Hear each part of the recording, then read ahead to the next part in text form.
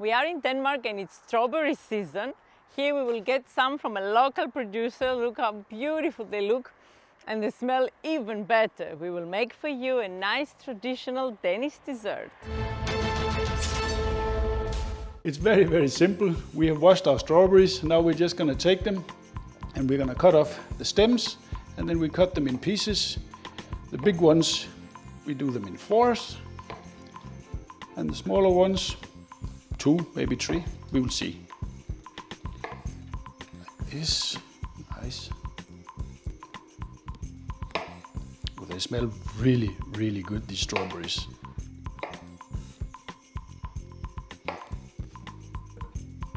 Next, we're going to sprinkle it with a lot of white sugar. And don't substitute with brown sugar. This has to be the really unhealthy stuff.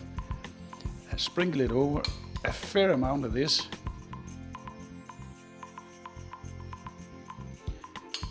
And then we're simply going to leave that for a couple of minutes to rest and soak out some of the liquids from the strawberries. And absorb the sweetness. Exactly. Now the sugar has dissolved and almost like glazed the strawberries. Now it's time to move on, and that's with heavy cream. Traditionally you would use only heavy cream. This is 38% fat, but in the recent years we've been doing it half-half with, and actually this is biological unhomogenized full-fat milk, but with only heavy cream it becomes very fatty. So we give it, I would say, 100 milliliter of this.